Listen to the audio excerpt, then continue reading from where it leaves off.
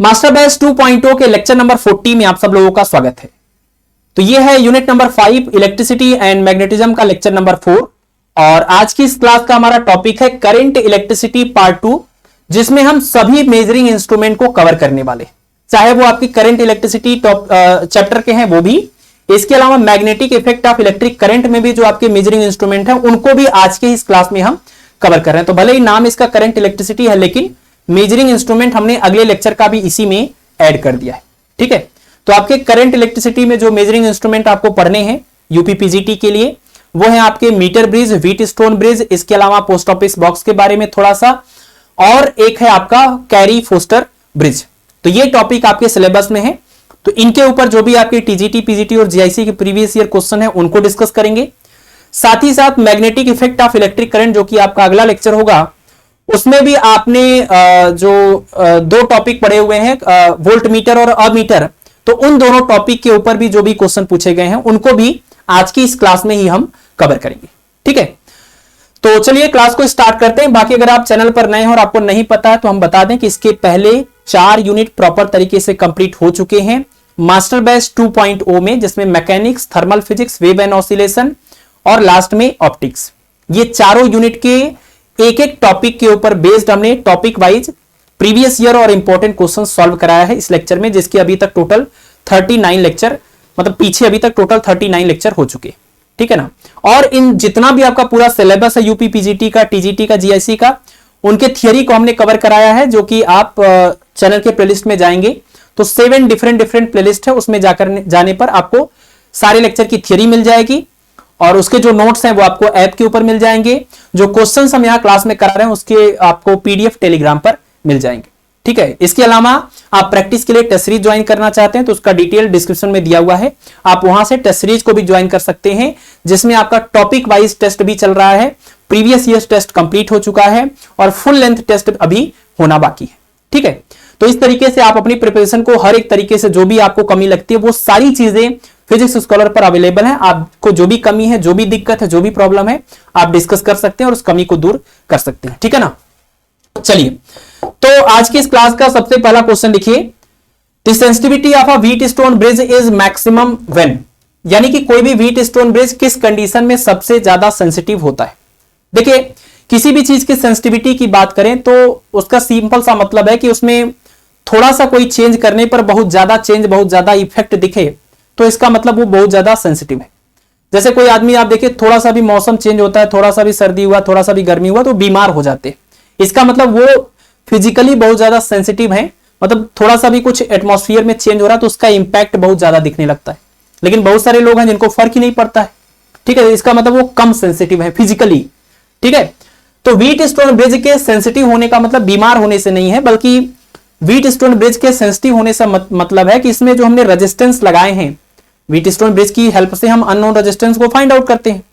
तो इसमें जो हमने अननोन रेजिस्टेंस को हम चेंज करते हैं, तो अननोन रेजिस्टेंस में थोड़ा सा भी चेंज करने पर अगर गैल्वेनोमीटर में बहुत लार्ज डिफ्लेक्शन देखने को मिले तो इसका मतलब कि आपका व्हीट स्टोन ब्रिज बहुत ज्यादा सेंसिटिव है।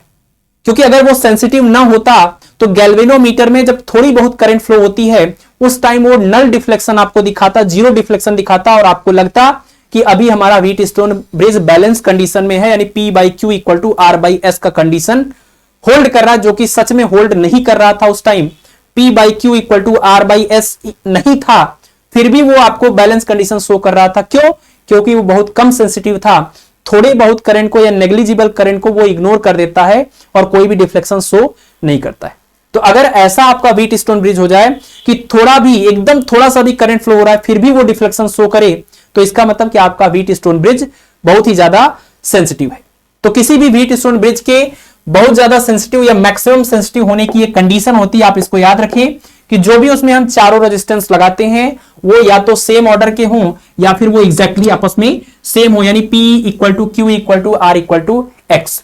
तो या तो ये कंडीशन हो या तो वो चारों के चारों सेम ऑर्डर के हों, तभी आपका व्हीट स्टोन ब्रिज जो होता है वो बहुत ज्यादा या मैक्सिमम सेंसिटिव होता है। ठीक है, चलिए तो अगला क्वेश्चन देखिए। तो क्वेश्चन नंबर 3 में कह रहे हैं कि a galvanometer of internal resistance 5 ohm has range 2 ampere In order to convert it into an ammeter of range 10 ampere, how much shunt resistance is required.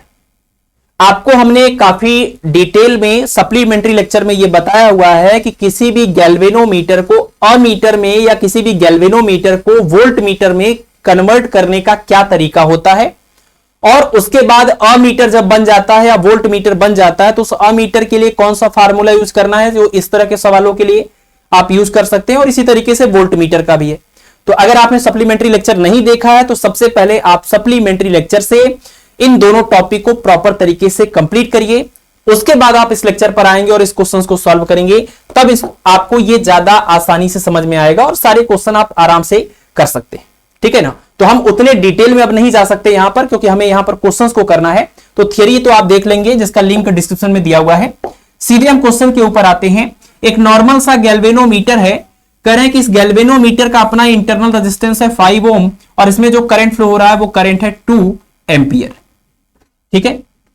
तो इसमें जो करंट फ्लो हो रहा है अगर वो 2 एम्पियर है, यानी इसका रेंज बता रहे हैं 2 एम्पियर है, इसका मतलब कि 2 एम्पियर करंट जाने पर इसमें फुल डिफ्लेक्शन देखने को मिलता है। और फुल डिफ्लेक्टिंग करंट को जो गैल्वेनोमीटर के थ्रू पास होता है, जिससे फुल डिफ्लेक्शन देखने को मिलता है, उसी को हम लोग सिंबल देते हैं IG। और इसका जो अपना इंटरनल रेजिस्टेंस है यानी कैपिटल G की वैल्यू क्वेश्चन में गिवन है 5 ओम। यानी ये सिचुएशन यहां पर दिया हुआ, G की वैल्यू गिवन है और IG की वैल्यू यानी 2 एम्पियर जो करंट है वो इसका रेंज है। इसका मतलब मैक्सिमम ये 2 एम्पियर करंट ही इसके अंदर जाने पर ये पूरा डिफ्लेक्ट हो जाता है। तो ये फुल डिफ्लेक्टिंग करंट हो गया, IG हो गया। अब इस गैल्वेनोमीटर को हमें अमीटर में कन्वर्ट करना है और उस अमीटर से हमें मैक्सिमम 10 एम्पियर का करंट मेजर करना है। यानी जो अमीटर बनाएंगे उसका रेंज हमें 10 एम्पियर करना है, तो जो हमें शंट लगाना है उसकी वैल्यू कितनी होगी। तो शंट आपको पता है किसी भी गैल्वेनोमीटर को अमीटर में कन्वर्ट करने के लिए इसके पैरेलल एक बहुत ही स्मॉल रेजिस्टेंस वाले रजिस्टर को जोड़ देते हैं, जिसको हम S से रिप्रेजेंट करते हैं। तो ये पूरा अरेंजमेंट अब हमारा अमीटर बन गया। और जो हमने इस गैल्वेनोमीटर के पैरेलल एक स्मॉल रेजिस्टेंस को लगाया है, इसको हम बोलते हैं शंट। तो आपको इसी शंट S की वैल्यू बतानी है। और अब इस पूरे अमीटर का जो रेंज हो जाएगा वो इससे काफी ज्यादा है। क्यों? क्योंकि ये maximum 2 ampere per full deflection show करता है। तो अगर इसको आपको 10 एम्पियर का अमीटर बनाना है, 10 एम्पियर रेंज का, तो 2 एम्पियर तो इधर से जाएगा, लेकिन बाकी का करंट इधर से चला जाएगा। यानी 8 एम्पियर आप कह लीजिए इधर से चला जाएगा। तो इसमें करंट जाता है IG और इस शंट के थ्रू करंट बाईपास हो जाता है I माइनस IG। और इस पॉइंट को अगर हम नाम दे दें A और इस पॉइंट को नाम दे दें B, तो आपको हमने इसका फार्मूला याद करने का तरीका बताया है कि अमीटर में आपको पॉइंट A और B के अक्रॉस पोटेंशियल डिफरेंस लिखना होता है। तो आप एक बार इधर से देखेंगे पोटेंशियल डिफरेंस, आप एक बार इधर से देखेंगे पोटेंशियल डिफरेंस, और दोनों बिल्कुल पैरेलल जुड़े हैं, तो पोटेंशियल डिफरेंस दोनों जगह से सेम हो जाएगा और वही अमीटर का फार्मूला है। तो यहां से क्या हो जाएगा, इसमें जा रहा है करंट IG, इसका रेजिस्टेंस है G, तो ये हो जाएगा IG into capital G is equal to, अब इधर से कितना करंट जा रहा है, तो I माइनस IG और इंटू में इधर का रेजिस्टेंस कितना, शंट का रेजिस्टेंस यानी कि S। ठीक है। तो ये आपका अमीटर के जो भी सवाल होंगे उनको सॉल्व करने के लिए ये फार्मूला है। तरीका आपको अब याद हो गया होगा। इसमें जो IG होता है इसको फुल डिफ्लेक्शन करंट बोलते हैं। ये आपके गैल्वेनोमीटर का रेजिस्टेंस है, इंटरनल रेजिस्टेंस है। और ये जो I है वो इस अमीटर के रेंज को, अभी जो अमीटर बना है ना, इसके रेंज को रिप्रेजेंट करता है और इसको हम बोलते हैं शंट, जो कि एक बहुत ही स्मॉल रेजिस्टेंस है जिसको हमने इस गैल्वेनोमीटर के बिल्कुल पैरेलल जोड़ा हुआ है। ठीक है। सवाल को सॉल्व करते हैं। आपको IG की वैल्यू क्वेश्चन में 2 गिवन है और G की वैल्यू 5 है, और I मतलब रेंज होता है और रेंज है 10 और माइनस में ये हो गया आपका 2 और इनटू में S। तो सिंपल सा सवाल है, ये इधर आके डिवाइड करेगा तो S की वैल्यू हो जाएगी 5 इंटू 10 और अपान में 8 हो जाएगा। तो 10 अपान में 8 आ जाएगा। आप इसको चाहे डिवाइड कर लीजिए, ये हो जाएगा 1 पॉइंट यहां पर 2 और उसके बाद आ जाएगा 5 और ये ओम। तो 1.25 ओम, यानी ऑप्शन नंबर C जो है वो करेक्ट हो जाएगा। ठीक है। तो किसी भी गैल्वेनोमीटर को अमीटर में कन्वर्ट करने के लिए उसके पैरेलल एक स्मॉल रेजिस्टेंस को जोड़ा जाता है, जिसे हम शंट कहते हैं। और ये पूरा जो अब डायग्राम बना है, ये पूरा ये अब एक अमीटर है जिसको हम किसी भी सर्किट के जिसमें करंट मेजर करना चाहते हैं उसके साथ सीरीज में कनेक्ट कर देते हैं। ठीक है। ध्यान रखिए कि अमीटर जो है वो सर्किट में सीरीज में कनेक्ट किया जाता है करंट को मेजर करने के लिए, लेकिन जब गैल्वेनोमीटर से अमीटर बनाने की बात होती है तो उसमें इस शंट को पैरेलल में कनेक्ट किया जाता है। ठीक है, और आपको पता है कि इसका अपना कुछ एक नॉन जीरो रेजिस्टेंस होता है, और हमने एक बहुत ही स्मॉल रेजिस्टेंस या एक शंट को इसके पैरेलल जोड़ा है, तो पैरेलल में जोड़ने पर इक्विवेलेंट रेजिस्टेंस घट जाता है। तो ये जो अमीटर है इसका रेजिस्टेंस काफी ज्यादा कम होता है। और उसमें भी अगर हम आइडियल अमीटर की बात कर लें तो आइडियल अमीटर का जो आपका रेजिस्टेंस होता है, आइडियल अमीटर का रेजिस्टेंस होता है 0। ठीक है ना, क्योंकि अमीटर का रेजिस्टेंस गैल्वेनोमीटर से कम है, और उसमें भी अगर आइडियल अमीटर है तो बिल्कुल भी ये रेजिस्टेंस 0 आप मान सकते हैं इसको आइडियल केस में, तो R इक्वल टू 0 हो जाए। ठीक है, चलिए तो अब आगे बढ़ते हैं। अगला सवाल देखिए, नेक्स्ट है question number 4, which of the following is not correctly matched. मतलब यहां कुछ डिवाइसेस का नाम है और यहां पर प्रिंसिपल किस सिद्धांत पर वो आधारित है ये दिया हुआ है, तो करेंगे इसमें से एक गड़बड़ है, वही आपको बताना। देखिए, ट्रांसफार्मर म्यूचुअल इंडक्शन यानी अन्योन्य प्रेरण के सिद्धांत पर आधारित होता है, ये बिल्कुल सही है। इंडक्शन क्वाइल आपका नाम से ही पता चल रहा है, इंडक्शन क्वाइल, और ये इलेक्ट्रोमैग्नेटिक इंडक्शन विद्युत चुंबकीय प्रेरण के सिद्धांत पर आधारित है, ये भी सही है। वोल्टामीटर मतलब जिस कंटेनर के अंदर जिसमें 2 इलेक्ट्रोड लेते हैं और उसके अंदर पूरा एक इलेक्ट्रोलाइट रखते हैं और उसमें इलेक्ट्रोलिसिस की फेनोमेना कराते हैं, तो वायर को कनेक्ट करने पर, दोनों इलेक्ट्रोड से वायर कनेक्ट करने पर करंट फ्लो होता है। इसको हम बोलते हैं केमिकल इफेक्ट ऑफ करंट, मतलब केमिकल रिएक्शन होता है जिससे करंट फ्लो होने लगता है। तो ये जिसके अंदर होता है जिस बर्तन में, उसको हम वोल्टामीटर बोलते हैं। ठीक है, तो ये तीनों के तीनों बिल्कुल सही मैचिंग है। ये वाला गड़बड़ है क्योंकि पोटेंशियोमीटर व्हीटस्टोन ब्रिज के प्रिंसिपल पर बेस्ड नहीं होता है। व्हीटस्टोन ब्रिज के प्रिंसिपल पर बेस्ड जो डिवाइस है उसका नाम है आपका मीटर ब्रिज, या फिर आप और एडवांस में अगर लें थोड़ा सा जो करेक्टेड है, मॉडिफाइड है, जिसको हम कैरी फोस्टर ब्रिज बोलते हैं। ठीक है, तो और जो पोटेंशियोमीटर होता है उसका प्रिंसिपल अलग होता है, आगे के सवालों में डिस्कस करेंगे। ठीक है, तो ये करेक्टली मैच नहीं है। पोटेंशियोमीटर व्हीटस्टोन ब्रिज के प्रिंसिपल पर बेस्ड नहीं है, व्हीटस्टोन ब्रिज के प्रिंसिपल पर बेस्ड है आपका मीटर ब्रिज या फिर कैरी फोस्टर ब्रिज या पोस्ट ऑफिस बॉक्स। ठीक है, चलिए question number 5, which of the following statement is false. इसमें से आपको बताना है कौन सा स्टेटमेंट गलत है। सबसे पहला देखिए, Wheatstone bridge is maximum sensitive when all the 4 resistance R of same order. यह आपने देखा, सबसे पहला क्वेश्चन यही था कि व्हीटस्टोन ब्रिज के मैक्सिमम सेंसिटिव होने के लिए कंडीशन क्या होगी, तो सभी के सभी रजिस्टर्स या तो सेम ऑर्डर के हो या तो उनकी वैल्यू बिल्कुल सेम हो, तो सबसे ज्यादा वो सेंसिटिव होता है। केस नंबर 2 देखिए, option number B, in Wheatstone bridge on changing the places of galvanometer and cell the balancing of the bridge is affected. यही गलत स्टेटमेंट है, ये गलत है।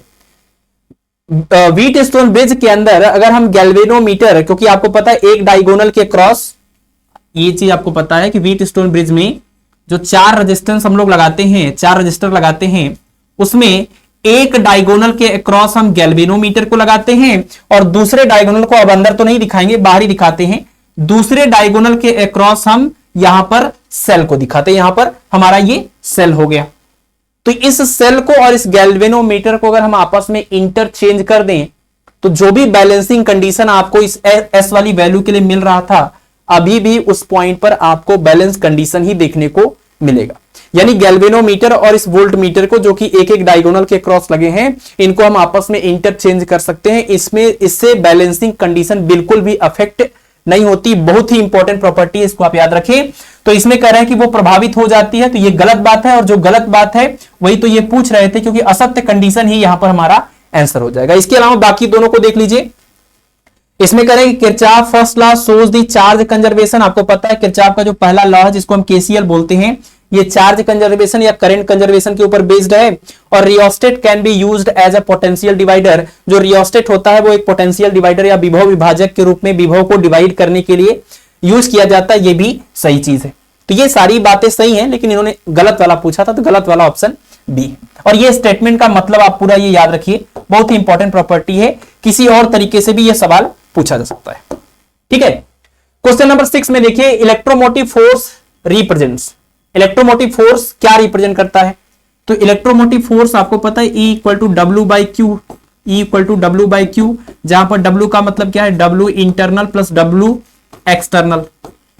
किसी भी सेल में, किसी भी सर्किट में जो आपने सेल लगाया हुआ है, इसमें से ये सेल का अगर ईएमएफ ई है और ये एक्सटर्नल रेजिस्टेंस आर है, और सेल का भी अपना इंटरनल कुछ रेजिस्टेंस होगा, इसको अगर हम स्मॉल आर से रिप्रेजेंट करें, तो आपको पता है कि ईएमएफ का क्या मतलब होता है। ईएमएफ का मतलब होता है पर यूनिट चार्ज को सेल के अंदर के साथ साथ पूरा बाहर तक, यहां से दोबारा यहां तक ले आने में जितना वर्क करना होता है, जितनी एनर्जी खर्च होती है, उसको हम बोलते हैं सेल का ईएमएफ, इलेक्ट्रोमोटिव फोर्स, है ना।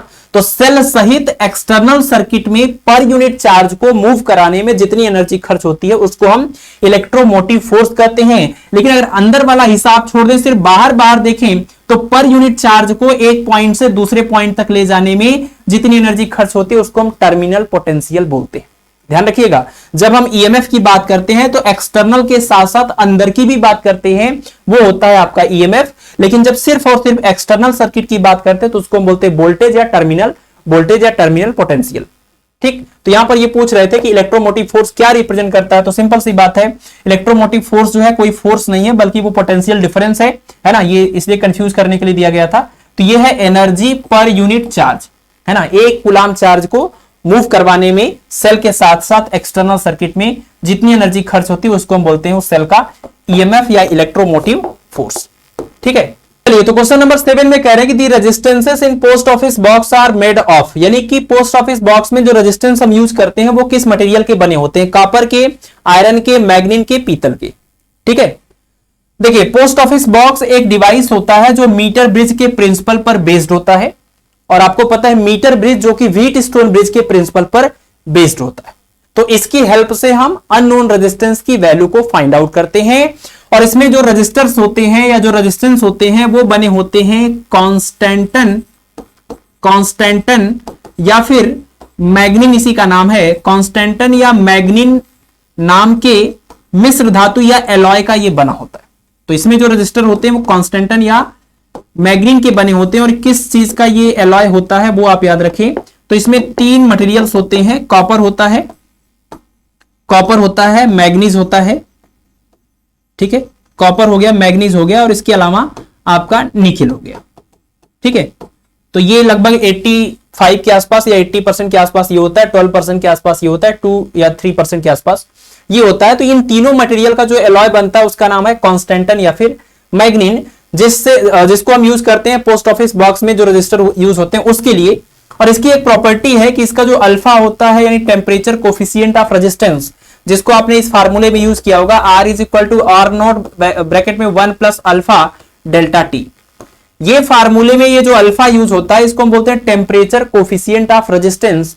ठीक है ना, तो ये जो टेम्परेचर कोफिशिएंट ऑफ रेजिस्टेंस होता है वो इस मटेरियल का काफी कम होता है, और ये अल्फा कम होने की वजह से टेम्परेचर बदलने के साथ रेजिस्टेंस की वैल्यू में बहुत ज्यादा चेंज नहीं आता या बहुत कम चेंज आता है। ठीक है, तो इसीलिए हम लोग इसका इस्तेमाल करते हैं ताकि जिसका हम रेजिस्टेंस मेजर कर रहे हैं अननोन रजिस्टर का, उसको मेजर करते टाइम अगर उसका टेम्परेचर चेंज हो तो रेजिस्टेंस बहुत ज्यादा चेंज ना होने पर। ठीक है ना, तो मीटर ब्रिज में भी हम यही इस्तेमाल करते हैं आपका कांस्टेंटन या मैग्नीन, क्योंकि इसका अल्फा बहुत कम होता है और इसकी रेजिस्टिविटी रो बहुत ज्यादा होती है। ठीक है, चलिए तो इसका आंसर हो जाएगा ऑप्शन नंबर सी। अगला सवाल देखिए क्वेश्चन नंबर 8। चलिए तो क्वेश्चन नंबर 8 में कह रहे हैं कि a galvanometer has a resistance of 80 ohm and deflects full scale for a potential of 20 millivolt across it. How large a series resistance is required to convert it to a 5 volt voltmeter. आपको पता है कि galvanometer को ammeter बनाने के लिए हम क्या करते थे, पैरेलल में एक बहुत ही स्मॉल रजिस्टर को जोड़ते थे जिसको हम शंट बोलते। लेकिन गैल्वेनोमीटर को वोल्ट मीटर में कन्वर्ट करने के लिए बिल्कुल उल्टा काम करना है, इसके सीरीज में एक लार्ज रेजिस्टेंस को जोड़ना होता है, तब आपका गैल्वेनोमीटर वोल्ट मीटर में कन्वर्ट हो जाता है। ठीक है, तो यहां पर जो सिचुएशन दिया हुआ है इसमें कह रहे हैं कि गैल्वेनोमीटर है और इस गैल्वेनोमीटर का अपना रेजिस्टेंस है कितना, 80 ओम, यानी आप कह सकते हैं कैपिटल जी की वैल्यू गिवन है 80 ओम, और कह रहे हैं कि जब इसके अक्रॉस हम 20 मिली वोल्ट का पोटेंशियल डिफरेंस लगाते हैं, जब इसके अक्रॉस हम 20 मिली वोल्ट का पोटेंशियल डिफरेंस लगाते हैं तो इसमें हमें फुल डिफ्लेक्शन देखने को मिलता है। यानी कि 20 मिली वोल्ट अप्लाई करने पर जो करंट इसके अंदर फ्लो हो रहा होगा पोटेंशियल डिफरेंस की वजह से, वो करंट जो है वो जिम्मेदार है इसमें फुल डिफ्लेक्शन लाने के लिए। यानी कि यहां से अगर आप V की वैल्यू ले लेते हैं 20 मिली वोल्ट, तो इस रिलेशन से जब आप करंट निकालेंगे वो हो जाएगा फुल डिफ्लेक्टिंग करंट IG की वैल्यू। तो फार्मूला होता है V is equal to I into R, तो यहां पर G हो जाएगा और I नहीं बल्कि IG हो जाएगा क्योंकि ये फुल डिफ्लेक्शन करा रही है। तो IG इक्वल टू हो जाएगा V अपान में कैपिटल G, और V की वैल्यू कितनी है, V की वैल्यू है 20 मिली वोल्ट यानी 20 इंटू 10 पावर माइनस 3 वोल्ट, और अपान में G की वैल्यू है 80 ओम। इससे इसको कैंसिल करेंगे 1/4 आ जाएगा, तो 1/4 इंटू 10 पावर माइनस 3 इतना एम्पियर, ये हो जाएगा फुल डिफ्लेक्टिंग करंट की वैल्यू। ठीक है, और गैल्वेनोमीटर से आपको वोल्ट मीटर बनाना है तो आपको पता है कि इसके सीरीज में एक लार्ज रेजिस्टेंस वाले रजिस्टर को हमें जोड़ना पड़ेगा, तब जाकर के ये आपका जो गैल्वेनोमीटर है वो एक वोल्ट मीटर में कन्वर्ट हो जाएगा। ठीक है ना, अब ये पूरा एक वोल्ट मीटर हो गया। और वोल्ट मीटर के लिए जो आपने फार्मूला लिखा है वो सिंपल सा है कि ये पॉइंट हो गया और एक पॉइंट आप, ये वाला बी पहले था, अभी बी को आप इधर ले लीजिए बी डैश, तो पॉइंट ए और पॉइंट बी के बीच में जो भी पोटेंशियल डिफरेंस लगाने पर इसमें फुल डिफ्लेक्शन आएगा वही इस वोल्ट मीटर का रेंज होता है। और उसके लिए फार्मूला क्या होगा, अगर पॉइंट ए और पॉइंट बी के बीच का टोटल पोटेंशियल डिफरेंस लिखना हो तो फार्मूला हो जाएगा V इज इक्वल टू इसमें फ्लो होने वाला फुल डिफ्लेक्टिंग करंट यानी IG और टोटल रेजिस्टेंस G और R सीरीज में जुड़े हैं तो G प्लस में R, ये हो जाएगा वोल्ट मीटर के लिए फार्मूला, है ना। इसी तरीके से हमने अमीटर का बता दिया था कि दोनों जो आपका गैल्वेनोमीटर है उसके जो पैरेलल आपने शंट लगाया है, दोनों के अक्रॉस आप दोनों तरह से पोटेंशियल डिफरेंस निकालिए, दोनों पैरेलल में है तो पोटेंशियल डिफरेंस सेम आएगा, वो वहां से आपका अमीटर का क्वेश्चन सॉल्व हो जाएगा। वोल्ट मीटर के लिए क्या करना है, सीरीज में जुड़ता है तो सीरीज में ही इन दोनों को मिला करके अब इसका जो भी टोटल पोटेंशियल डिफरेंस है जिसकी वजह से इसमें फुल डिफ्लेक्शन देखने को मिलेगा वो हो जाएगा इस वोल्ट मीटर का रेंज। तो ये है आपका वोल्ट मीटर का रेंज, और ये है आपका वोल्ट मीटर के लिए फुल डिफ्लेक्टिंग करंट, और ये है आपका गैल्वेनोमीटर का इंटरनल रेजिस्टेंस, और ये वो रेजिस्टेंस है जिसको आपने बाद में सीरीज में जोड़ा था इसके रेंज को बदलने के लिए। ठीक है ना, क्योंकि इसका रेंज अभी क्या था, शुरुआत में इसका रेंज था 20 मिली वोल्ट, यानी 20 मिली वोल्ट का पोटेंशियल डिफरेंस लगाने पर फुल डिफ्लेक्शन इसके अंदर देखने को मिल रहा था। लेकिन अभी जब आपने R लगा दिया है तो ये R लगाने के बाद अब इसका फुल डिफ्लेक्शन जो होगा वो कितने पर हमें कराना है, 5 वोल्ट पर। तो यानी ये 5 वोल्ट रेंज वाला वोल्ट मीटर बन गया है। इसमें आप सारी वैल्यूज को पुट कर दीजिए, आपका आंसर आ जाएगा। तो V की जगह पर है 5 रखना है, और IG की वैल्यू कितनी है, ये है 1/4 इंटू 10 पावर में माइनस 3, और G प्लस R, तो G की वैल्यू कितनी है, G ये है आपका 80, और जो R है वही तो आपको पता करना है, तो यहां पर G और प्लस में क्या हो जाएगा R। तो इसको पहले तो आप सॉल्व करिए, ये देखिए 20 इधर होगा और ये अपान में जाकर फिर ऊपर चला जाएगा 20 ये, और ये जो 1000 है उसके साथ में 3 जीरो ये आ गए, इज इक्वल टू बनेगा G प्लस R। तो आपने जो R लगाया था वो हो जाएगा 20,000 माइनस, है ना, 20,000 माइनस G, और G की वैल्यू कितनी है 80, तो 20,000 माइनस 80 करेंगे 19,920 आ जाएगा, 19,920 ओम। इतने ओम का रजिस्टर जब आप लगाएंगे तो आपका ये 20 मिली वोल्ट रेंज वाला गैल्वेनोमीटर 5 वोल्ट वाले वोल्ट मीटर के रूप में कन्वर्ट हो जाएगा। ठीक है, तो 19,920 ओम, यानी ऑप्शन नंबर डी जो है वो करेक्ट हो जाएगा। क्लियर, यानी अगर आपको अमीटर या वोल्ट मीटर का क्वेश्चन सॉल्व करना है तो सिर्फ 2 लाइन में याद रखना है कि गैल्वेनोमीटर को अमीटर में कन्वर्ट करने के लिए इसके साथ पैरेलल में शंट लगाते हैं, यानी स्मॉल रेजिस्टेंस को लगाते हैं। फार्मूला बताने के लिए इसी दोनों पॉइंट के बीच का पोटेंशियल डिफरेंस लिखना है, एक बार इसके क्रॉस एक बार इसके क्रॉस, और इसमें फुल डिफ्लेक्शन के लिए जो करंट होता है वो होता है IG, और इसका अगर टोटल रेंज है I, यानी टोटल करंट इधर से I जा रहा था, इसमें से IG तो इधर ही जाएगा क्योंकि इससे ज्यादा जा नहीं सकता, फुल डिफ्लेक्शन हो गया, तो बाकी का करंट इधर चला जाएगा, इधर करंट हो जाएगा I माइनस IG, तो यहां से पोटेंशियल डिफरेंस हो जाएगा करंट यानी IG इंटू रेजिस्टेंस यानी G, और इधर से हो जाएगा आपका करंट कितना I माइनस IG, और रेजिस्टेंस कितना S। ये हो गया अमीटर के लिए फार्मूला। वोल्ट मीटर के लिए क्या आपने देखा, वोल्ट मीटर के लिए आपका G होगा, इसके सीरीज में लगाते हैं एक लार्ज रेजिस्टेंस को, और इस दोनों पॉइंट के बीच का अब पोटेंशियल डिफरेंस जो निकालेंगे वो हो जाएगा इस वोल्ट मीटर का रेंज, और इसके लिए फार्मूला हो जाएगा V इक्वल टू, और इसमें जो मैक्सिमम करंट जो इसमें डिफ्लेक्शन फुल डिफ्लेक्शन ले आएगी वो IG है, और इसका रेजिस्टेंस सीरीज में है तो हो जाएगा G प्लस में R। तो 2 लाइन में आपको अमीटर और वोल्ट मीटर को याद कर लेना है। आइडियल अमीटर है तो इसका रेजिस्टेंस टोटल होता है 0 आइडियल अमीटर के लिए, और अगर ये आइडियल वोल्ट मीटर है तो इसकी जो वैल्यू होती है टोटल रेजिस्टेंस आता है वो आता है इनफाइनाइट। ठीक है, चलिए तो आगे बढ़े। अगला क्वेश्चन है हमारा क्वेश्चन नंबर 9, और इसमें कह रहे हैं कि a galvanometer of resistance 10 ohm gives a full scale deflection for a current of 1 milli ampere. Simple सी बातें हैं, आप समझ चुके हैं कि 1 मिली एम्पियर ये जो है वो 1 IG की वैल्यू हो जाएगी, क्योंकि ये फुल डिफ्लेक्शन शो कर रही है, और जो आपके पास गैल्वेनोमीटर है उसका रेजिस्टेंस यानी G की वैल्यू कितनी 10 ओम है। ठीक है, to convert it into a voltmeter of range 2.5 volt, यानी आपको इसको एक वोल्टमीटर में कन्वर्ट करना है इस गैल्वेनोमीटर को। तो वोल्टमीटर में कन्वर्ट करने के लिए सीरीज में एक लार्ज रेजिस्टेंस को जोड़ना पड़ता है, और ये जो वोल्टमीटर है उसके रेंज का फार्मूला होता है V is equal to IG, और यहां पर हो जाएगा G प्लस में R। ये होता है वोल्टमीटर की रेंज के लिए फार्मूला। तो आपको IG पता है, आपको G की वैल्यू पता है, आपसे रेजिस्टेंस R की वैल्यू पूछ रहे हैं, तो इसका मतलब आपको एक और क्या चीज चाहिए, V की वैल्यू, यानी जो पूरा वोल्टमीटर है उसका रेंज आपको चाहिए, जो कि इस सवाल में कितना दिया है 2.5 वोल्ट। तो आप इसको कर लेंगे, V की वैल्यू 2.5 और IG की वैल्यू हो जाएगा 1 इंटू, ये मिली एम्पियर है तो ये 10⁻³ हो जाएगा, और यहां इसको आप G प्लस R लिख लीजिए। ये इधर से डिवाइड करके फिर ऊपर जाएगा, क्या बनेगा 2.5 है और उसमें 1000 से मल्टीप्लाई हो जाएगा, तो 2500 is equal to G plus R बन जाएगा। आपको R की वैल्यू निकालनी है तो 2500 माइनस में G यानी कि 2500, और G की वैल्यू कितनी है 10, तो 2500 में से 10 निकाल देंगे, कितना हो जाएगा ये 2490 ओम। 2490 ओम वाला अगर कोई रजिस्टर हम सीरीज में लगा दें तो इसका जो रेंज है वो बदल जाएगा 2.5 वोल्ट में।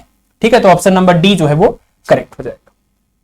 ठीक, चलिए अगला सवाल देखें, क्वेश्चन नंबर 10। आसान है, बहुत ही आसान है ये, और हमने अमीटर और वोल्ट मीटर को भी इसी में कंप्लीट करा दिया, क्योंकि एक ही तरह के टॉपिक हो रहे थे। तो अब सारे मेजरिंग इंस्ट्रूमेंट के न्यूमेरिकल आप एक साथ कवर कर लेंगे।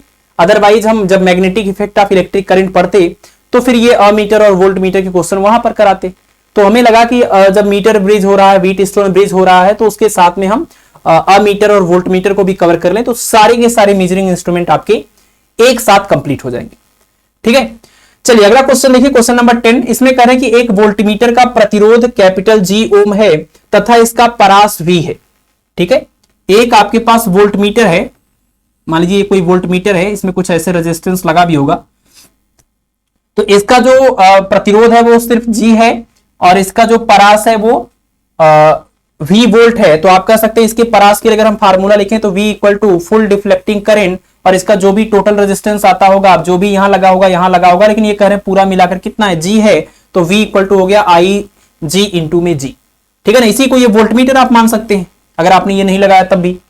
तो कह रहे हैं कि इसकी परास को NV वोल्ट तक बढ़ाने के लिए, मतलब जिसका रेंज V वोल्ट है उसके रेंज को NV वोल्ट तक बढ़ाने के लिए इसके साथ सीरीज में कितने ओम का रेजिस्टेंस लगाएं, है ना। आप जब इसके साथ कुछ एक रेजिस्टेंस लगाएंगे तभी तो इसका रेंज बढ़ेगा।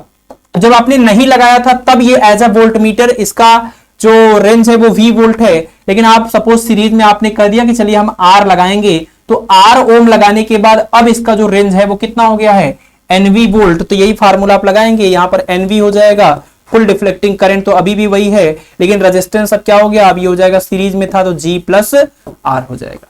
यही सिचुएशन है, मतलब जब R नहीं लगाया था उस टाइम फार्मूला यूज कर लीजिए, जब आपने R लगा दिया उस टाइम फार्मूला यूज कर लीजिए। ओम्स लॉ का फार्मूला है सिंपल सा, आपस में दोनों को डिवाइड कर लीजिए, आपको ये रिलेशन कहीं कोई ना कोई मिल जाएगा। तो 1/n इज इक्वल टू, यहां देखिए इससे ये कैंसिल हो जाएगा, तो G अपान क्या बचा G प्लस में R, तो आपको यहां से मिल जाएगा G plus R is equal to n into में G, और आपको R की वैल्यू निकालनी थी तो R इक्वल टू कितना, R इक्वल टू हो जाएगा n इंटू G माइनस में G यानी n-1 और इंटू में G, ये R की वैल्यू हो जाएगी। तो n-1 इंटू में G यानी ऑप्शन नंबर ए करेक्ट हो जाएगा।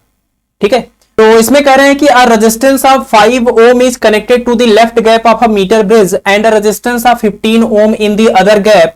The position of the balancing point is, ठीक है, आपको मीटर ब्रिज का डायग्राम याद होगा जिसमें बीच में एक कॉपर की पट्टी होती थी सिंपल सी, और दोनों तरफ एल शेप की दो पट्टियां होती थी, एक ये हो गया और एक ये हो गया। ठीक है, इन दोनों के बीच में यहां से लेकर यहां तक 1 मीटर लंबा कांस्टेंटन या मैग्नीन का एक वायर लगा होता था, ठीक है। और इसके यहां पर इस एक आप बैटरी जोड़ते थे और यहां वाले पॉइंट के साथ एक गैल्वेनोमीटर के साथ एक जॉकी लगा हुआ था जिसको घुमा घुमा करके आप बैलेंसिंग पॉइंट ढूंढते थे। इस दोनों पॉइंट के बीच में एक वायर लगा होता था, ये आर होता था। यहां पर आपने एक वायर लगाया था जो कि इसका रेजिस्टेंस एस होता था। जिस पॉइंट पर आपको बैलेंस कंडीशन देखने को मिल जाए, सपोज आपको यहां पर बैलेंस कंडीशन मिल जाए, तो यहां से लेकर के यहां तक का जो रेजिस्टेंस था उसको हमने नाम दिया था P, और यहां से लेकर के यहां तक का जो रेजिस्टेंस होता था उसको हमने नाम दिया था Q। और अगर आपको बैलेंस कंडीशन देखने को मिल जाए तो इस पॉइंट से इस पॉइंट तक की ये जो लेंथ होती थी इसी को हम बोलते थे बैलेंसिंग लेंथ। लेफ्ट साइड से लेकर के इस बैलेंस पॉइंट के बीच के डिस्टेंस को हम बैलेंसिंग लेंथ बोलते थे, क्योंकि अगर ये आपको लेंथ पता है तो ये भी आप पता कर सकते, लेकिन लेंथ हमेशा हम इधर से बोलते थे, इधर से काउंट करके। पूरा आपका 1 मीटर का यानी 100 सेंटीमीटर का है तो इसकी लेंथ अगर पता है तो ये 100 माइनस L सेंटीमीटर हो जाएगा, ठीक है। तो आपको पता है कि बैलेंसिंग कंडीशन में होता है P by Q equal to R by S, क्योंकि ये व्हीटस्टोन ब्रिज के प्रिंसिपल पर काम कर रहा है, ठीक है। तो ये R और S तो ठीक है, लेकिन इस P और इस Q का रेजिस्टेंस हम निकालते थे। ये जो फार्मूला होता है ना R is equal to rho into L upon में A, ये फार्मूले के अकॉर्डिंग हम P का रेजिस्टेंस निकालते थे। P जो यहां पर है मतलब A और B के बीच में जो रेजिस्टेंस है उसको P बोल रहे हैं, तो रो into L upon A।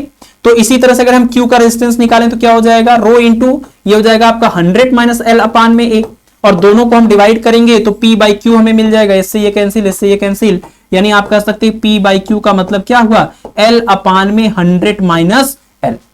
P by Q का मतलब L अपान में 100 माइनस L, और ये बैलेंस कंडीशन में R बाई S के भी इक्वल होगा। तो आपको यही फार्मूला याद करना है, L upon 100 minus L is equal to R by S। सिर्फ और सिर्फ आपको ये मीटर ब्रिज के लिए फार्मूला दिमाग में रखना है, सारे सवाल आपके इसके ऊपर सॉल्व हो जाएंगे।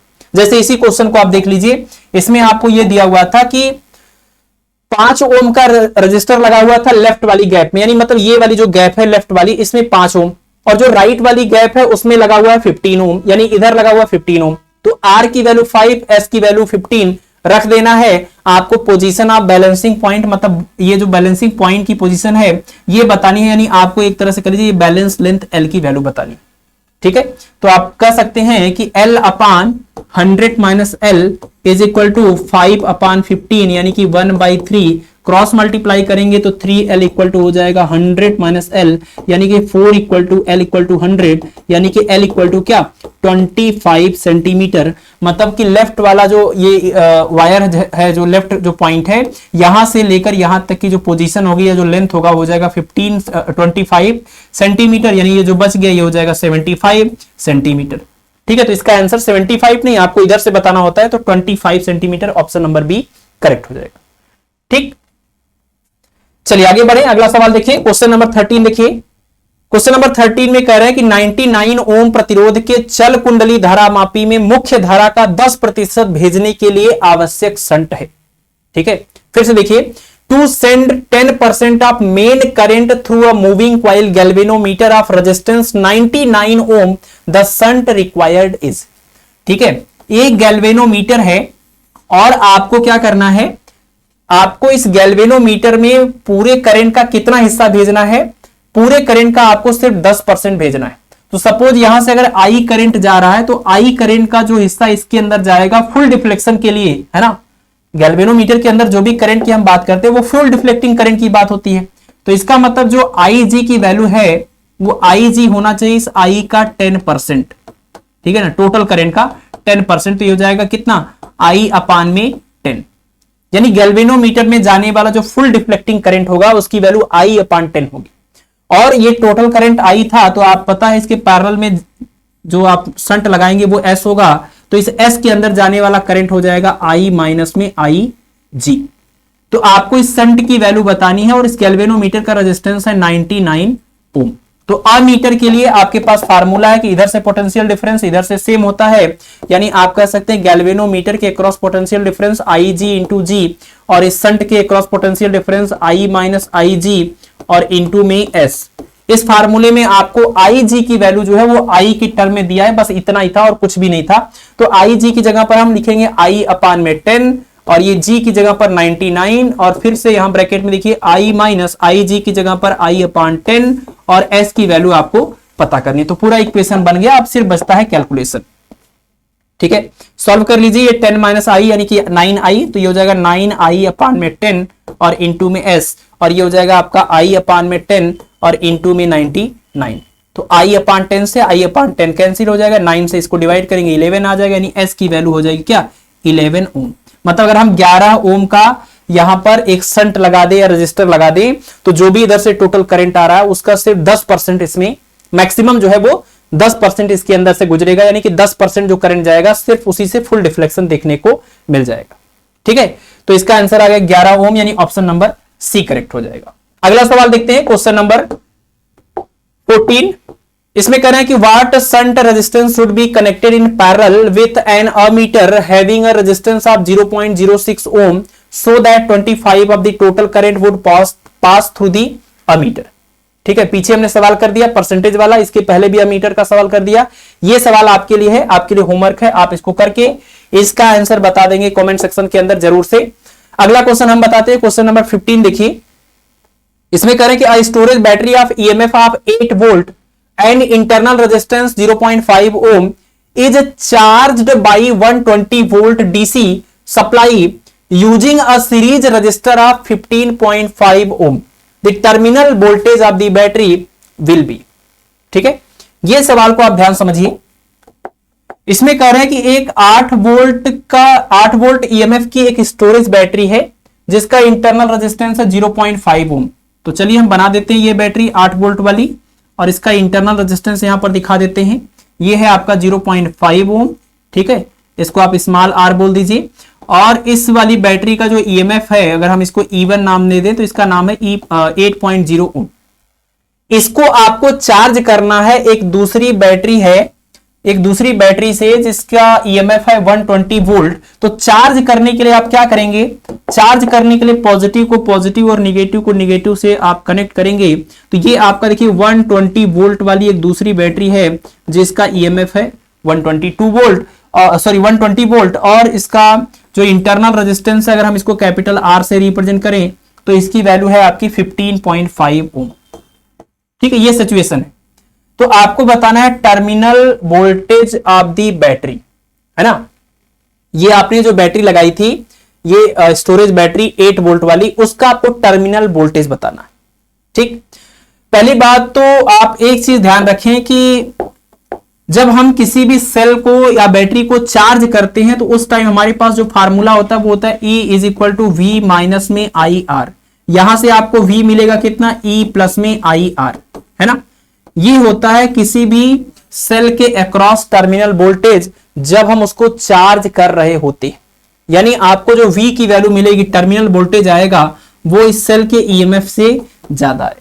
और इस सेल का EMF है 8.0 वोल्ट, यानी जो आंसर आएगा वो 8 से ज्यादा ही आएगा। जितने भी ऑप्शन दिए वो सब 8 से ज्यादा इसीलिए दिए थे। ठीक है, दूसरी बात ये कि आपको देखिए V निकालने के लिए क्या चाहिए, E तो आपको पता ही है। आपको क्या पता करना होगा, आपको इस सर्किट के अंदर फ्लो होने वाला करंट पता करना होगा, और साथ ही साथ इसका अपना जो इंटरनल रेजिस्टेंस है वो पता करना होगा। तो इंटरनल रेजिस्टेंस तो क्वेश्चन में दिया है, यानी आपके लिए सिर्फ चैलेंज क्या है, आपके लिए चैलेंज है कि सर्किट के अंदर फ्लो होने वाला करंट मिल जाए या इसके अंदर फ्लो होने वाला करंट मिल जाए तो आप बता सकते हैं कि इसका टर्मिनल वोल्टेज कितना आएगा। ठीक है, यानी आप कह लीजिए इससे कितना करंट आप ले रहे हैं, अगर ये आपको पता चल गया इस कंडीशन में तो आप इसका टर्मिनल वोल्टेज बता सकते हैं। ठीक है, देखिए यहां पर पॉजिटिव पॉजिटिव निगेटिव निगेटिव आपस में कनेक्ट हैं, तो आपको पता है कि जब पॉजिटिव पॉजिटिव और निगेटिव निगेटिव कनेक्ट हैं तो जो इनका इफेक्टिव या रिजल्टेंट या इक्विवेलेंट ईएमएफ आता है वो इनके डिफरेंस के बराबर होता है ना।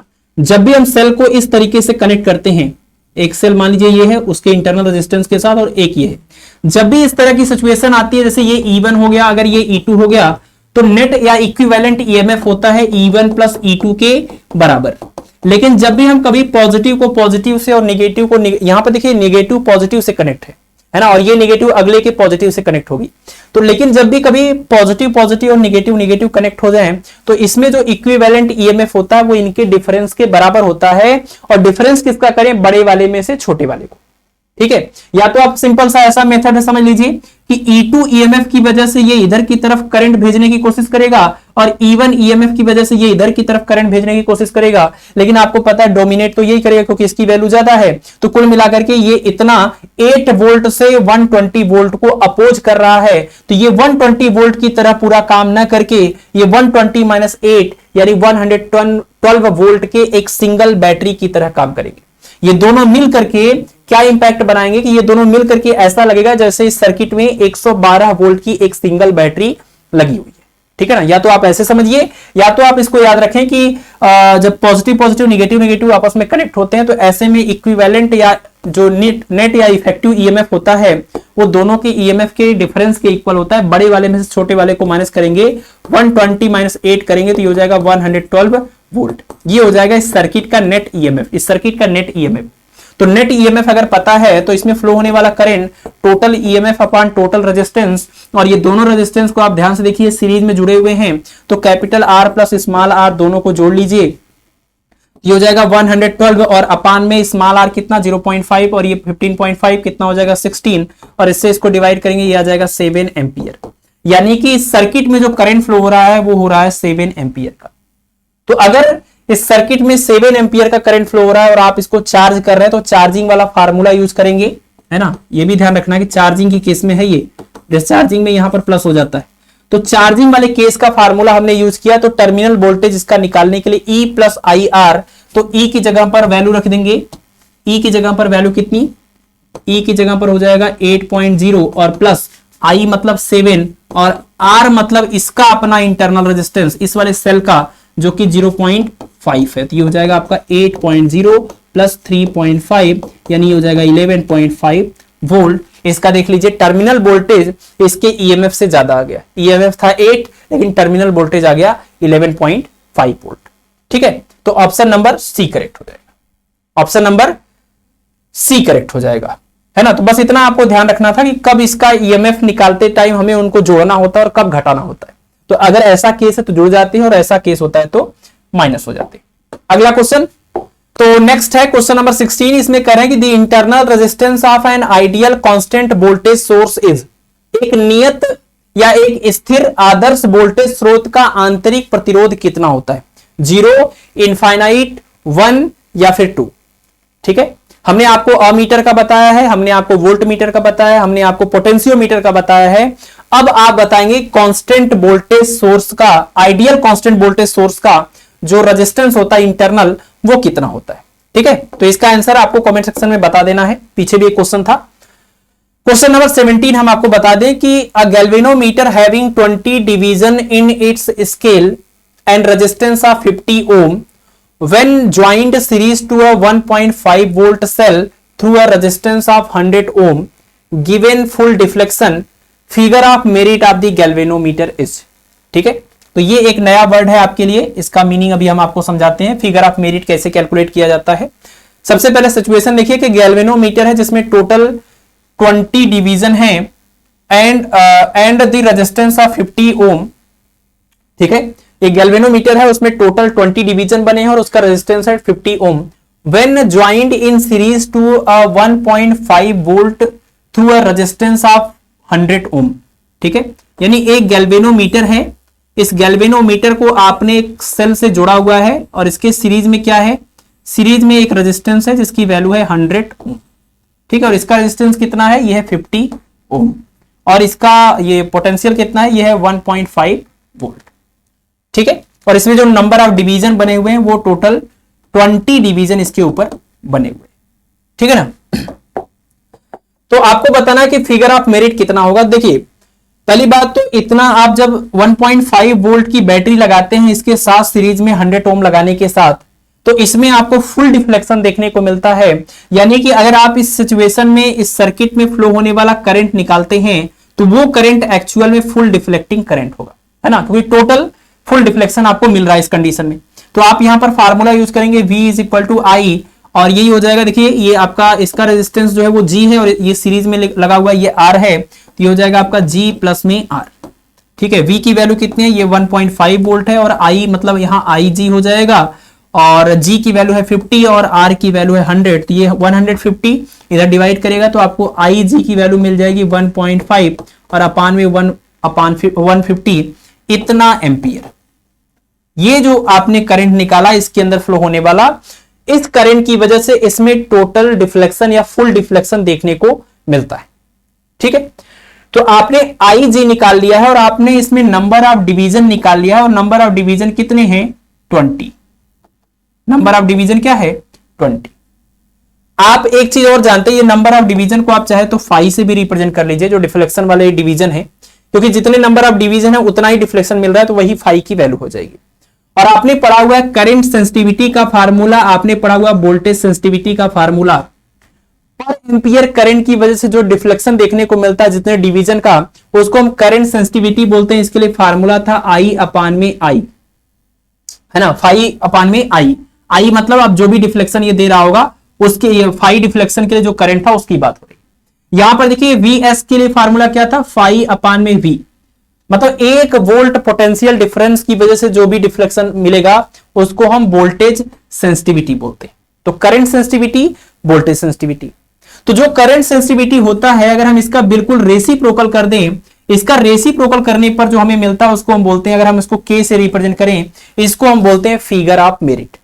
ठीक है, तो आप ध्यान रखिएगा, फिगर ऑफ मेरिट मतलब क्या, करंट सेंसिटिविटी का रेसिप्रोकल, यानी 1 अपान में आई एस। 1 अपान में आई एस का मतलब कि फाई डिफ्लेक्शन के लिए रिक्वायर्ड करंट आई, और अपान में जो भी डिफ्लेक्शन हो रहा होगा वो डिफ्लेक्शन फाई। तो यहां पर तो डिफ्लेक्शन जितने डिवीजन है उतना डिफ्लेक्शन हो रहा है, क्योंकि फुल डिफ्लेक्शन है, तो जो डिवीजन की संख्या है उतना ही डिफ्लेक्शन की संख्या, यानी फाई की वैल्यू है 20, और आई मतलब इतना डिफ्लेक्शन के लिए जो करंट चाहिए वो फुल डिफ्लेक्टिंग करंट है आई जी। ठीक है, तो यानी फिगर ऑफ मेरिट के केस में यहां पर फार्मूला हो जाएगा के equal to full deflecting current और अपान में नंबर ऑफ डिवीजन कह लीजिए, या आप कह लीजिए जो भी डिफ्लेक्शन हो रहा है वो। ठीक है, टोटल। तो ये फुल डिफ्लेक्शन के लिए जो करंट है वो कितना है, वो है 1.5 और अपान में 150, और जो भी डिफ्लेक्शन हुए इस करंट की वजह से जो कि फुल डिफ्लेक्शन हुआ यानी कि 20। तो 1.5 अपान में 150 इंटू 20 करेंगे तो ये हो जाएगा फिगर ऑफ मेरिट की वैल्यू। तो इसको आप सॉल्व कर लीजिए, कितना आ जाएगा, ये देखिए 1.5 है, ये 50 है, तो अगर हम 10 से मल्टीप्लाई करें तो ये 50 अपान 115 इंटू ये हो जाएगा 200, और इससे आप इसको डिवाइड कर देंगे तो ये आपका हो जाएगा 10, यानी ये हो जाएगा 1 अपान में 2 और ये 10 पावर माइनस में 3, है ना, तो यानी हो जाएगा 0.5 इंटू में 10 पावर माइनस 3, इतना एम्पियर पर डिवीजन। ये नंबर ऑफ डिवीजन ही तो था, तो पर डिवीजन। और 0.5 इंटू 10 पावर माइनस 3 एम्पियर को हम बोल सकते हैं 0.5 मिली एम्पियर, और उसके बाद हो जाएगा पर डिवीजन। ठीक है, तो ये फिगर ऑफ मेरिट के की वैल्यू हो जाएगी। तो फिगर ऑफ मेरिट कुछ नहीं है, करंट सेंसिटिविटी और वोल्टेज सेंसिटिविटी आपने पढ़ा है, उसी का रेसिप्रोकल आप करेंगे करंट सेंसिटिविटी का, तो उसको हम बोलते हैं फिगर ऑफ मेरिट, यानी ऑप्शन नंबर जो ए है वो करेक्ट हो जाए, 0.5 मिली एम्पियर पर डिवीजन। ठीक है, चलिए अगला सवाल देखें। तो क्वेश्चन नंबर 19 में कह रहे हैं कि the deflection in a galvanometer falls from 50 to 10 division when a shunt of 12 ohm is connected across it, the resistance of the galvanometer coil is. ठीक है ना, थोड़ा सा डिफरेंट है ये सवाल, इसको आप ध्यान से देखें। एक आपके पास कोई गैल्वेनोमीटर है और इस गैल्वेनोमीटर के अक्रॉस जब हम एक स्मॉल रेजिस्टेंस यानी शंट को लगाते हैं तो फिर ये कन्वर्ट हो जाता है एक अमीटर के रूप में। तो ये शंट का रेजिस्टेंस S है, गैल्वेनोमीटर का रेजिस्टेंस G है, और जो टोटल करंट इसमें से पास हो रहा है वो करंट है I। ठीक है, तो शंट लगाने के बाद आपको पता है कि टोटल करंट अब गैल्वेनोमीटर के अंदर से नहीं जाएगा, तो गैल्वेनोमीटर के अंदर से अभी जो करंट जाएगा वो हम कह रहे हैं कि IG है, और बाकी का करंट इधर से चला जाएगा, that is I minus IG। ठीक है, तो अगर आप देखिए अगर ये शंट ना होता तो ये पूरा का पूरा करंट इस गैल्वेनोमीटर के अंदर से जाता, लेकिन जैसे ही आपने शंट लगा दिया तो अब इस पूरे करंट का सिर्फ IG हिस्सा इसके अंदर जा रहा है और बाकी का करंट इधर से पास हो रहा है। तो जब आपने ये शंट लगाया तो इसके अंदर जो डिफ्लेक्शन हो रहा है वो हो रहा है 10 डिवीजन का, लेकिन जब आपने शंट नहीं लगाया था, नहीं लगाने का मतलब कि ये पूरा करंट इससे जाएगा फिर, है ना। अगर आपने शंट लगा दिया तब तो IG के इक्वल करंट जा रहा है, लेकिन अगर ये शंट ना होता तब तो इसके अंदर जो करंट जाता वो करंट I होता, ये पूरा का पूरा करंट इधर ही से पास होता, बाई पास हो ना पाता। तो पूरा करंट आई जाता है, और ऐसे केस में इसमें जो डिफ्लेक्शन हो रहा है 50 डिवीजन का हो रहा है, 50 डिवीजन का। और आपको पता है कि गैल्वेनोमीटर टॉर्क के जिस प्रिंसिपल के ऊपर बेस्ड है, उसमें आपको पता है कि डिफ्लेक्टिंग टॉर्क है ना, गैल्वेनोमीटर के ऊपर लगने वाला deflecting torque is equal to उसके मटेरियल की वजह से रीस्टोरिंग टॉर्क। ठीक है ना, ये फार्मूला होता है, इसी प्रिंसिपल पर ये बेस्ड होता है आपका गैल्वेनोमीटर। और डिफ्लेक्टिंग टॉर्क का फार्मूला है NIAB, और रीस्टोरिंग टॉर्क का फार्मूला है C इंटू फाइव। इसके ऊपर बहुत सारे सवाल आप गैल्वेनोमीटर के सॉल्व कर सकते हैं, बहुत सारे फार्मूले इसके अंदर से निकाल सकते हैं, है ना। सप्लीमेंट्री लेक्चर में हमने इसी फार्मूले का यूज करके अलग अलग तरीके से आपको सारी चीजें बताई हैं। ठीक है, तो यहां पर अगर हम I की बात करें तो I इज इक्वल टू बन जाएगा C अपान NAB, और उसके साथ ये हो जाएगा आपका 5। तो ये जो फार्मूला आया, इस फार्मूले में ये जो C अपान NAB है, ये पूरा का पूरा एक कांस्टेंट है, इसको हम K से रिप्रेजेंट कर सकते हैं। इसको हम बोलते हैं रिडक्शन फैक्टर, इसको हम बोलते हैं रिडक्शन फैक्टर। और इसमें जो C है इसको हम बोलते हैं टॉर्सनल कांस्टेंट, टॉर्सनल कांस्टेंट। तो यहां पर जरा आप एक चीज देखिए कि I इज इक्वल टू, अगर हम इस फार्मूले को लिखें, I इज इक्वल टू इस पूरे रिडक्शन फैक्टर C अपान NAB को K से रिप्लेस करें तो K, और ये हो जाएगा 5, और ये K आपका पूरा कांस्टेंट है। दैट मींस ये इंप्लाई करता है कि I प्रोपोर्शनल टू 5, मतलब जितना ज्यादा करंट फ्लो होगा उतना ज्यादा डिफ्लेक्शन होगा। गैल्वेनोमीटर का ये प्रिंसिपल है कि इसमें जितना ज्यादा करंट फ्लो करेंगे उतना ज्यादा डिफ्लेक्शन होगा, यानी डिफ्लेक्शन प्रोपोर्शनल टू करंट के। अब इस सवाल में करंट नहीं गिवन है, आपको ये डिफ्लेक्शन दिया हुआ है डिवीजन के टर्म में, कि जब ये संट ना होता तो इसमें डिफ्लेक्शन होता उसी करंट से 50 डिवीजन का, लेकिन जब ये संट है तो इसमें डिफ्लेक्शन हो रहा है 10 डिवीजन का उसी करंट की वजह से। तो यानी टोटल करंट को अगर हम बोल दें कि टोटल करंट जो आ रहा था वो I था, तो उस I करंट का ये संट लगाने के बाद कुछ हिस्सा इधर चला जाएगा और कुछ हिस्सा इधर जाएगा। तो इधर जो हिस्सा जाएगा गैल्वेनोमीटर के अंदर से, उसको हम बोल रहे हैं IG, और इधर से जो करंट जाएगा वो जाएगा I माइनस IG। ठीक है, अब देखिए इस सवाल के हिसाब से अगर हम आगे बढ़े, ये चीज आपको याद रखना है, सप्लीमेंट्री लेक्चर में इसके बारे में चर्चा हुई है, नोट्स में भी हमने आपको प्रॉपर तरीके से लिख करके प्रोवाइड कर दिया है। अगर आपको नहीं पता है तो आप प्ले स्टोर पे जाकर के फिजिक्स स्कॉलर का ऐप इंस्टॉल कर लीजिए, टीजीटी पीजीटी और जीआईसी की बैच के लिए रजिस्टर कर दीजिए, आपको उसमें बैच में अलाउ कर देंगे तो नोट्स का एक्सेस आपको मिल जाएगा। ठीक है, इसमें एक चीज आप देखिए यहां पर कि अगर ये मतलब जब आपने संट लगाया तब इसके अंदर करंट जा रहा है IG, जब आपने संट नहीं लगाया था तब इसमें करंट जाता टोटल I। तो क्या हम ये कह सकते हैं कि I प्रोपोर्शनल टू, मतलब अगर हम I अपान IG की बात करें, I अपान IG मतलब जब संट नहीं लगाया था तब इसमें जाने वाला करंट, और जब संट लगा दिया तब इसके अंदर जाने वाला करंट का रेशियो, चूंकि I प्रोपोर्शनल टू 5 होता है नंबर ऑफ डिवीजन या डिफ्लेक्शन के, तो जब नहीं लगाया था संट तब डिफ्लेक्शन हो रहा था 50 डिवीजन का, और जब लगा दिया तब इसमें डिफ्लेक्शन होगा IG की वजह से 10 डिवीजन का। ठीक है, तो यानी आप यहां से निकाल सकते हैं I अपान IG की वैल्यू दैट इज 5। ठीक है, तो ये जो इंफॉर्मेशन थी उससे यहां तक पहुंचना ये एक थोड़ा सा अलग चीज था, इसको आपको समझना जरूरी था, हमने कारण भी बता दिया सबका, और ये फार्मूला भी आप समझ गए। अब अगर आपको I अपान IG मिल गया तो गैल्वेनोमीटर के लिए जो आपके पास फार्मूला है हमेशा से IG into G is equal to I minus IG और इंटू में S, यहां से आप S की वैल्यू निकाल सकते हैं, बाकी टर्म की वैल्यू रख दीजिए। IG इंटू G तो नहीं पता है, लेकिन एक काम कर सकते हैं, G की वैल्यू है कितनी, सॉरी संट की वैल्यू, S की वैल्यू पता है आपको, ये 12 ओम है, और I की वैल्यू नहीं पता है, लेकिन IG की वैल्यू को आप I के टर्म में या I की वैल्यू को IG के टर्म में लिख सकते हैं। तो I की जगह पर आप 5IG लिख सकते हैं, तो ये IG इंटू इस G की वैल्यू को आप रखेंगे, नहीं G की वैल्यू निकालनी है, ठीक है, गैल्वेनोमीटर का रेजिस्टेंस, और इज इक्वल टू I की जगह पर हम लिखेंगे 5IG माइनस IG यानी 4IG, और इंटू ये आपका S जो है ये इसकी वैल्यू हो जाएगी 12। IG से ये IG कैंसिल हो जाएगा, 12 इंटू 4 करेंगे 48 हो जाएगा, तो G की वैल्यू आ जाएगी कितनी, 48 ओम। G की वैल्यू हो जाएगी 48 ओम, यानी ऑप्शन नंबर डी जो है वो करेक्ट हो जाएगा। ठीक है, तो गैल्वेनोमीटर के अंदर जाने वाला करंट IG कब हुआ, जब संट आपने लगा दिया, और इस केस में 10 डिवीजन का डिफ्लेक्शन हो रहा था, जब आपने ये नहीं लगाया था तो पूरा जो करंट आ रहा था वो पूरा करंट इसमें से जाएगा, और तब डिफ्लेक्शन हो रहा था 50 डिवीजन का। तो I प्रोपोर्शनल टू फाई, ये कॉन्सेप्ट आपको याद रखना है गैल्वेनोमीटर के लिए। ठीक है, चलिए अगला सवाल देखते हैं। Question number 20। क्वेश्चन नंबर 20 में कह रहे हैं कि the potential difference between the terminals of the cell is found to be 3 volt when it is connected to external resistance equal to its internal resistance, the EMF of the cell is. ठीक है, जो condition given है पहले उसको समझते हैं। The potential difference between the terminal of a cell is found to be 3 volt, यानी एक सेल का टर्मिनल पोटेंशियल दिया हुआ है V की value 3 volt. When it is connected to external resistance equal to its internal resistance, यानी जो cell है, एक सेल है, इस सेल को एक ऐसे रजिस्टर के साथ जोड़ा गया है एक्सटर्नल कि उसका रेजिस्टेंस इस सेल के इंटरनल रेजिस्टेंस के इक्वल है। इस टाइम कह रहे हैं कि इसका जो टर्मिनल पोटेंशियल है वो है आपका 3 वोल्ट। तो आपको इस सेल का ईएमएफ बताना है। सेल का ईएमएफ मतलब ई की वैल्यू बतानी। ठीक है, सेल को आपने एक्सटर्नल सर्किट के साथ जोड़ा है तो इसके अंदर से ऐसे करंट फ्लो होगा, यानी सेल आपका डिस्चार्ज होगा। तो आप ये वाला फार्मूला याद कर सकते हैं, E is equal to V plus में आई आर।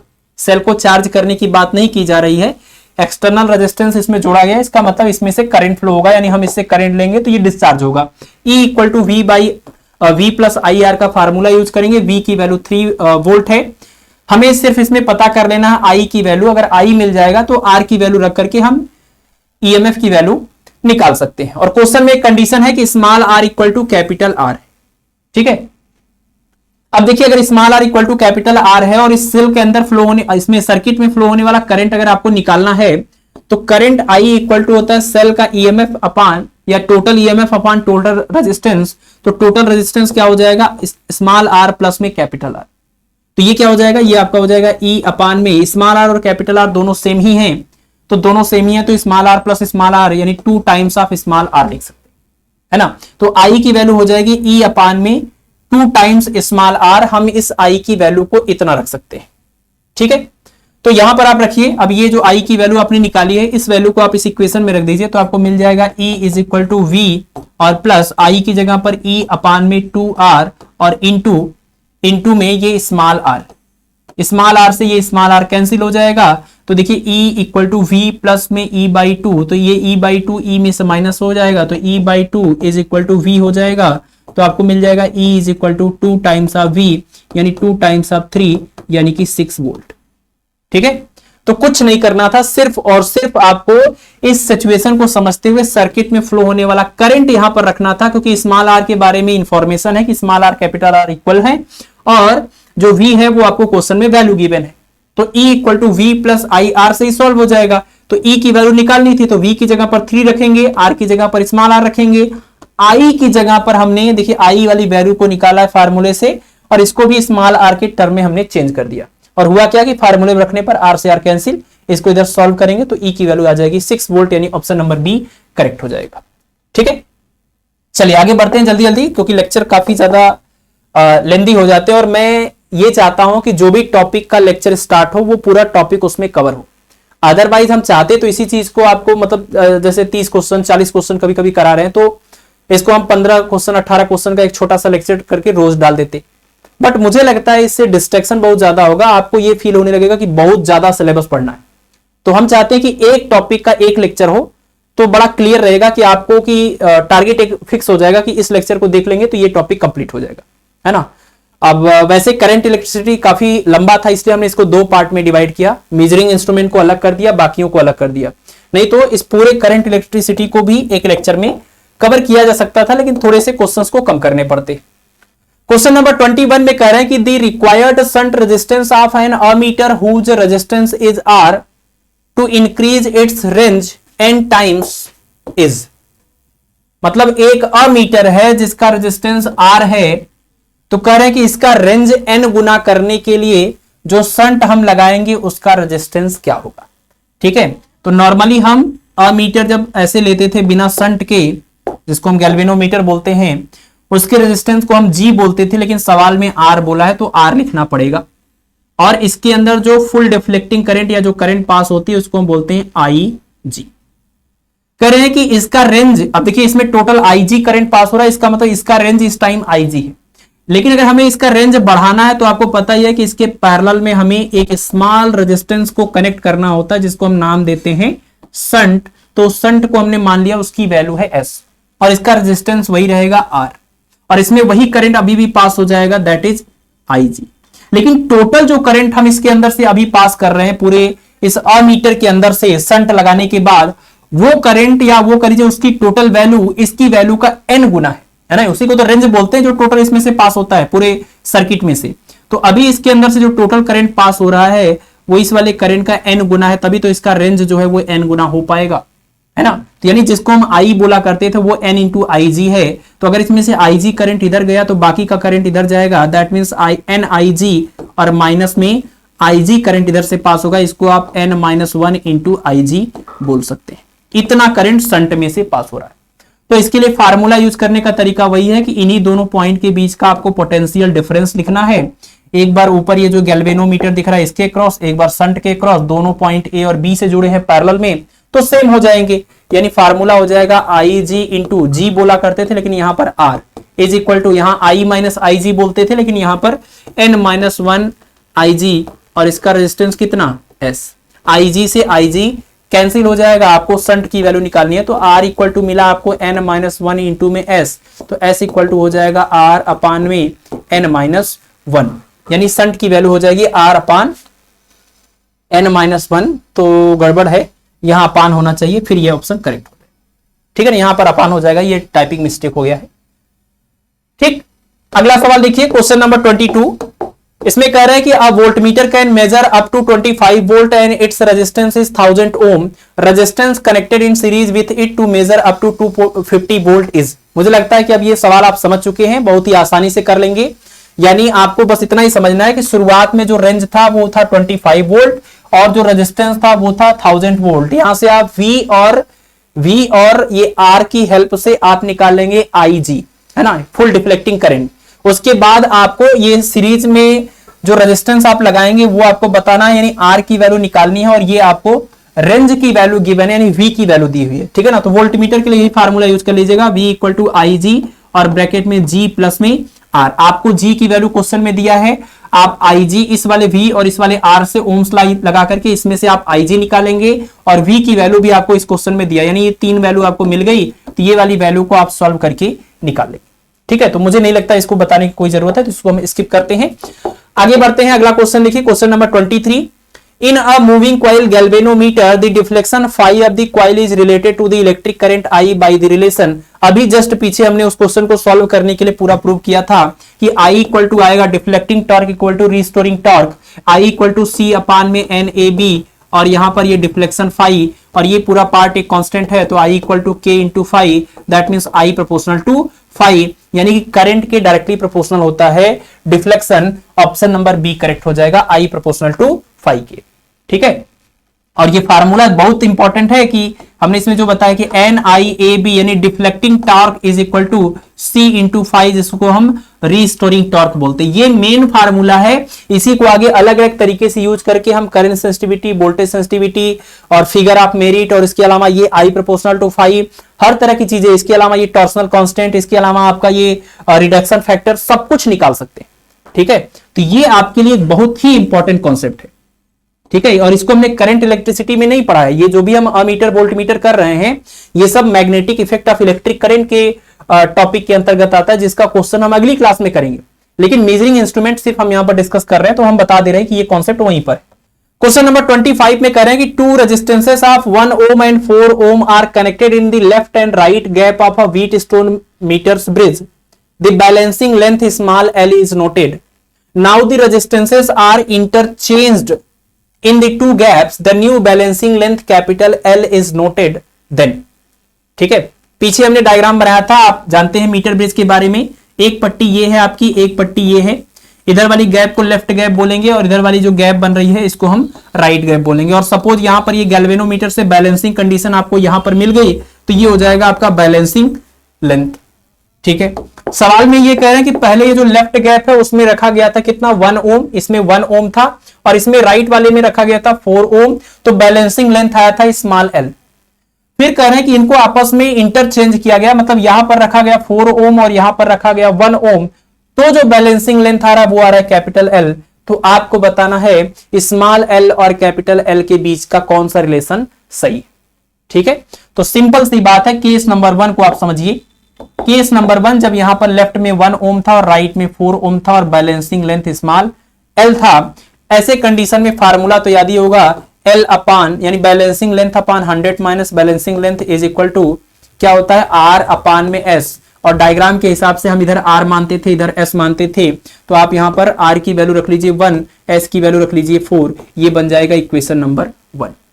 ठीक है, अब केस नंबर 2 के लिए इक्वेशन बनाना है, तो केस नंबर 2 में आपने इधर 4 रखा है, इधर 1 रखा है और बैलेंसिंग लेंथ स्मॉल एल नहीं बल्कि कैपिटल एल है। तो ऐसे केस में यही फार्मूला बन जाएगा, L upon 100 minus L is equal to वही बात है आर बाई एस। और यहां पर इस बार आर की वैल्यू 4 है और एस की वैल्यू 1 है। ये हो जाएगा आपका इक्वेशन नंबर 2।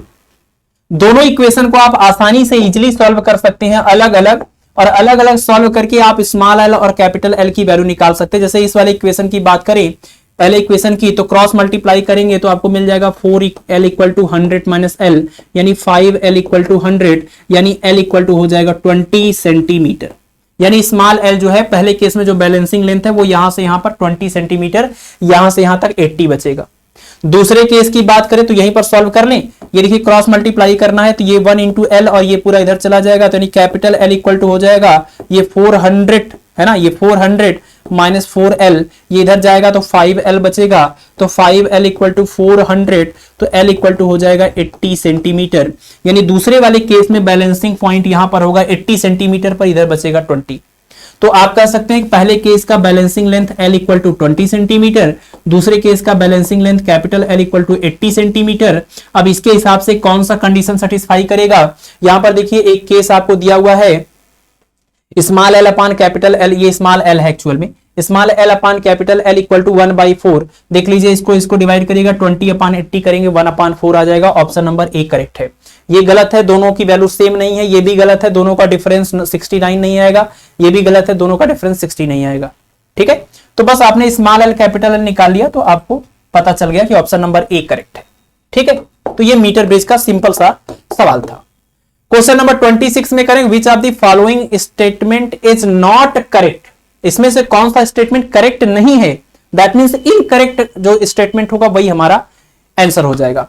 सबसे पहला स्टेटमेंट है कि अ सेकेंडरी सेल में बी रिचार्ज आफ्टर यूज। ये आपको पता है, पिछली क्लास में भी इसके ऊपर सवाल था कि जो प्राइमरी सेल होता है वो रिचार्जेबल नहीं होता है, लेकिन सेकेंडरी सेल को हम रिचार्ज कर सकते हैं, तो ये तो करेक्ट स्टेटमेंट था। अगला है कि a nickel cadmium cell is an example of primary cell.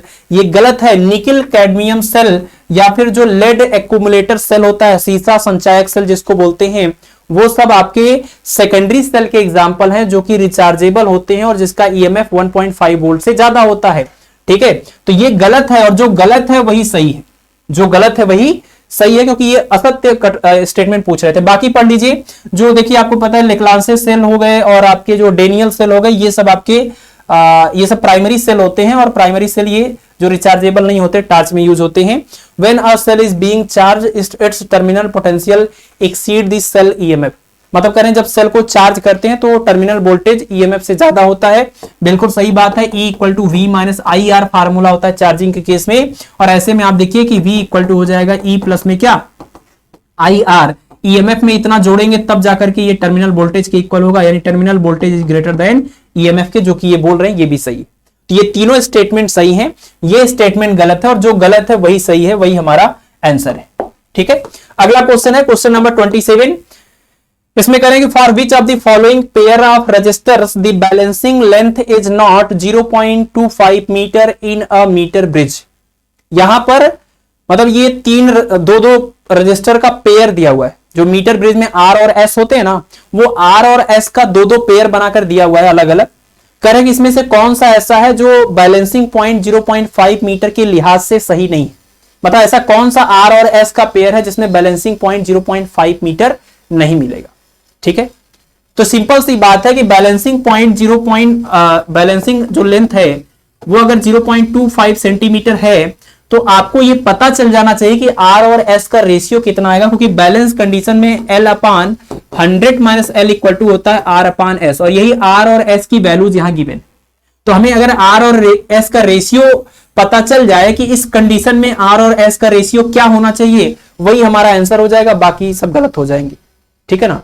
तो इसमें 3 ऐसी चीजें होंगी। अच्छा, इसमें ये कह रहे हैं कि not 0.25 in a metre bridge, मतलब ऐसा कौन सा केस है जो 0.25 मीटर वाले बैलेंसिंग पॉइंट वाले कंडीशन को सेटिस्फाई नहीं करता।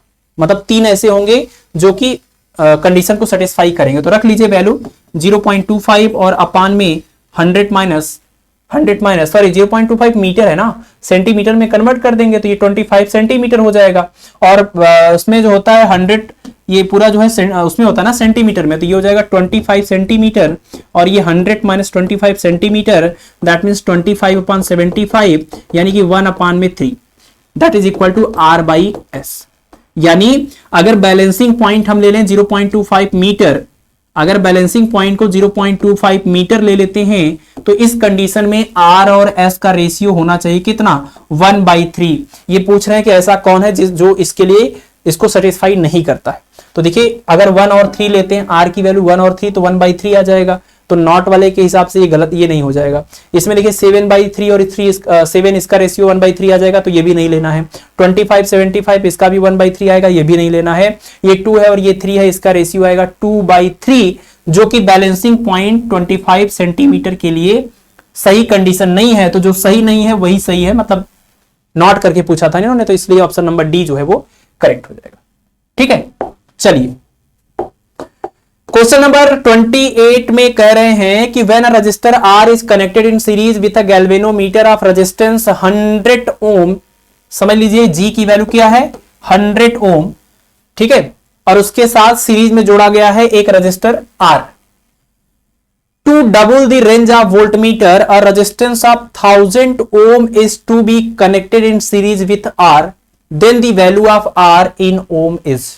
ठीक है, करते हैं। इसमें ये कह रहे हैं कि जो गैल्वेनोमीटर है ये 100 ओम का, उसके साथ आर को जोड़ा गया है। तो ये आपका हुआ गैल्वेनोमीटर जिसके रेजिस्टेंस को हम जी से रिप्रेजेंट करते हैं।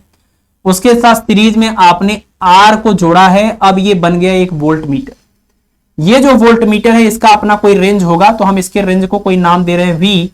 तो आपको पता है वी इज इक्वल टू, इसमें फ्लो होने वाला करंट है आई जी, तो वी इक्वल टू हो जाएगा आई जी और ये हो जाएगा जी प्लस में R. This is condition number 1। ठीक है, करे कि इसके रेंज को 2 गुना करने के लिए, रेंज में को 2 गुना करने का मतलब क्या, इस v की वैल्यू को 2v करने के लिए हम इसके साथ, इस r के साथ एक और रजिस्टर हमने जोड़ा है कितना, 1000 ओम का। यानी अगली कंडीशन आप देखिए, ये g रहेगा एज इट इज, r भी रहेगा एज इट इज, इसके साथ 1000 ओम का एक और रजिस्टर जोड़ा जाएगा। अब इसका रेजिस्टेंस आपने बढ़ा दिया तो इसका रेंज भी बढ़ जाएगा, लेकिन फुल डिफ्लेक्टिंग करंट तो इसके अंदर वही रहेगा। तो आपको अब जो नया वाला रेंज है वो पुराने वाले रेंज का 2 गुना करना है, इसलिए आपने ये किया। आई जी वही रहेगा, जी वही रहेगा, आर वही रहेगा, लेकिन साथ में 1000 ओम और सीरीज में जुड़ा है तो उसी में सीधे सीधे जुड़ जाएगा सीरीज में होने की वजह से। ठीक है, ये कंडीशन नंबर 2 हो गया। बस इन दोनों कंडीशन को यूज करके आपको आर की वैल्यू निकालनी है, जबकि आपको जी की वैल्यू सवाल में दिया हुआ है कि 100 ओम है, गैल्वेनोमीटर का रेजिस्टेंस दिया हुआ है। डिवाइड कर लीजिए तो आपको डिवाइड करने पर मिलेगा ये v अपान में 2v है।